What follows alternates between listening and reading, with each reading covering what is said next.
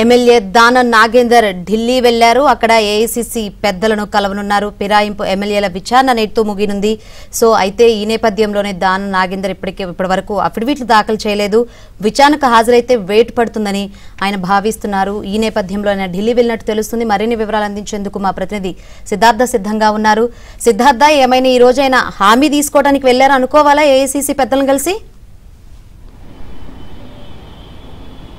ఖచ్చితంగా దానం నాగేందర్ అంశం ఒక కాంప్లికేటెడ్ ఇష్యూగా మారుతూ ఉంది. ఫిరాయింపు ఎమ్మెల్యేలలో 10 మంది ఫిరాయింపు ఎమ్మెల్యేలు ఉన్నారు. దాంట్లో ఇద్దరు ఇప్పటి వరకు అఫిడవిట్ దాఖలు చేయలేదు. ఇటు దానం నాగేందర్ కానీ కడియం శ్రీహరి కానీ వీళ్ళిద్దరూ అఫిడవిట్లు దాఖలు చేసిన విచారణకు హాజరైనా వీళ్ళు ఖచ్చితంగా డిస్క్వాలిఫై అయ్యే అవకాశం ఉంటుంది.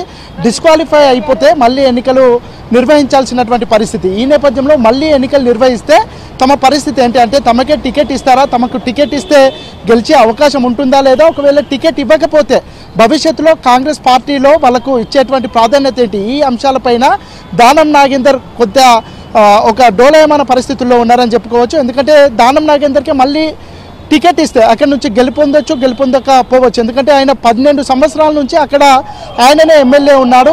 సో ఇప్పటి వరకు ఈ 12 సంవత్సరాల్లో చేయలేనటువంటి అభివృద్ధి ఇప్పుడు చేస్తానని చెప్పడానికి వీల్లేదు. ప్రజలు కూడా కన్విన్స్ అయ్యే అవకాశం లేదు. ఈ నేపథ్యంలో ఒకవేళ అఫిడవిట్ దాఖలు చేస్తే ఆయన ఖచ్చితంగా డిస్క్వాలిఫై అయిపోతారు. ఒకవేళ డిస్క్వాలిఫై కాకుండా ఆయననే రాజీనామా చేస్తే హుందాగా ఉంటుందని దానం నాగేందర్కి సంబంధించినటువంటి సన్నిహితులు ఆయనకు చెప్తా ఉన్నారు. దానం నాగేందర్ కూడా రిజైన్ చేసే అవకాశాలు ఉన్నాయి. అయితే రీసెంట్ అప్డేట్ ప్రస్తుతం విచారణ కొనసాగుతుంది. ఈ రోజుతోనే 8 మంది అంటే 10 మంది ఎమ్మెల్యేలలో 8 మంది అఫిడవిట్లు దాఖలు చేశారు. ఈ రోజుతోనే స్పీకర్ విచారణ ముగియనుంది. అయితే కాసేపటి క్రితమే స్పీకర్ ఇప్పటి వరకు అఫిడవిట్ దాఖలు చేయనటువంటి దానం నాగేందర్కు కడియం శ్రీహరికి మరోసారి నోటీసులు పంపించారు.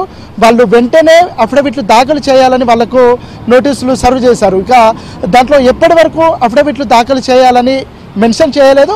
అది కూడా కాసేపట్లోనే తేలే అవకాశం ఉంది.